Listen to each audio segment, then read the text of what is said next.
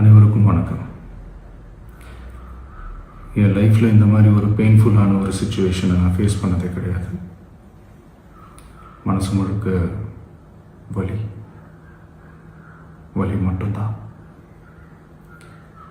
இந்த சுற்றுப்பயணத்தில் என்னென்ன மக்கள் பார்க்க வராங்க, அதுக்கு ஒரே ஒரு காரணம் தான் அவங்க என் மேலே வச்சிருக்கிற அன்பும் பாசம்.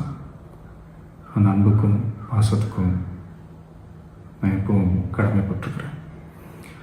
அதனால தான் இந்த சுற்றுப்பயணத்தில் மற்ற எல்லா விஷயங்களையும் தாண்டி மக்களுடைய சேஃப்டி, அதில் எந்த காம்ப்ரமைஸும் பண்ணிடக்கூடாதுன்றதுக்காக தான் அது என் மனசில் ரொம்ப ஆழமாக இருக்கும் அந்த எண்ணம். அதனால தான் இந்த அரசியல் காரணங்கள் எல்லாத்தையும் தவிர்த்துட்டு ஒதுக்கி வச்சுட்டு மக்களுடைய சேஃப்டி மட்டும் மைண்டில் வச்சுக்கிட்டு அதுக்கான இடங்களை சூஸ் பண்ணுறது, அதுக்கான இடங்களை பார்த்து பெர்மிஷன் கேட்குறது, போலீஸ் டிபார்ட்மெண்ட்டில் அதை ரிக்வெஸ்ட் பண்ணி கேட்போம். ஆனால் நடக்கக்கூடாதது நடந்துருச்சு. ஆனால் மனுஷன் தானே, அந்த நேரத்தில் அத்தனை பேர் பாதிக்கப்பட்டு இருக்கும்போது எப்படி அந்த ஊரை விட்டுட்டு என்னால் கிளம்பி வர முடியும்? நான் திரும்ப அங்கே போகணும்னு இருந்துச்சுன்னா அதை ஒரு காரணம் காட்டி அங்கே வேறு சில பதட்டமான சுச்சுவேஷன்ஸ், வேறு சில அசம்பாவிதங்கள் அந்த மாதிரி எதுவும் நடந்துடக்கூடாதுன்றதுக்காக தான் நான் அவாய்ட் பண்ணேன். இந்த நேரத்தில் சொந்தங்களை இழந்து தவிக்கிற அத்தனை குடும்பங்களுக்கும் என்னுடைய ஆழ்ந்த இரங்கலை தெரிவிச்சுக்கிறேன். எனக்கு தெரியும், என்ன சொன்னாலும் இது ஈடையாகாதுன்னு எனக்கு தெரியும்.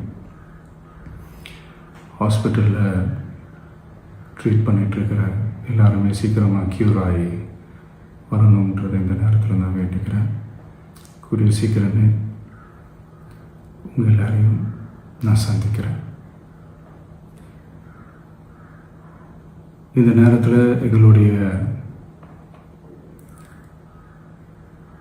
வலிகளை, எங்களுடைய நிலைமையை புரிஞ்சுக்கிட்டு எங்களுக்காக பேசின அரசியல் கட்சிகளை சார்ந்த நண்பர்கள், தலைவர்கள் அனைவருக்கும் என்னுடைய நன்றியை தெரிவிச்சுக்கிறேன்.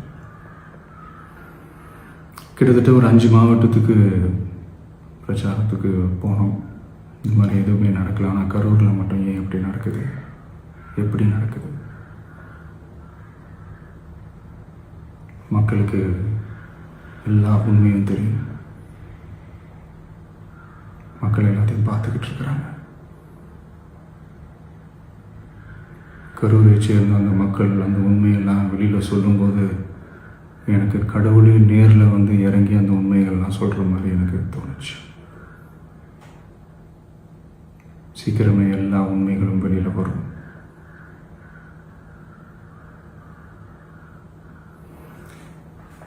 எங்களுக்கு தரப்பட்ட இடத்துல நாங்கள் போய் அந்த ஸ்பாட்டில் நின்று நாங்கள் பேசிட்டு வந்தோம். அதை தாண்டி எந்த தவறும் எங்கள் சைடில் நாங்கள் எதுவுமே செய்யலை. பட் இருந்தாலும் எங்கள் கட்சியை சேர்ந்த நிர்வாகிகள், தோழர்கள் மேலே எஃப்ஐஆர், அது மட்டும் இல்லை சோஷியல் மீடியாவை சேர்ந்த நண்பர்கள், தோழர்கள் அவங்க மேலே எஃப்ஐஆர்லாம் போட்டு இப்போ பிடிச்சிக்கிட்டு இருக்கிறாங்க.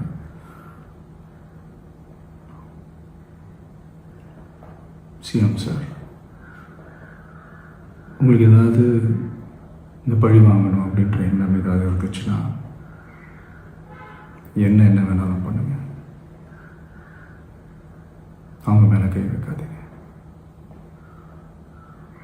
நான் ஒன்று வீட்டில் இருப்பேன், இல்லை நான் ஆஃபீஸில் இருப்பேன். என்ன வேணாலும் செய்யுங்க. நண்பர்களே, தோழர்களே, நம்மளுடைய அரசியல் பயணம் இன்னும் ஸ்ட்ராங்காக, இன்னும் தைரியத்தோட கண்டினியூ ஆகும்.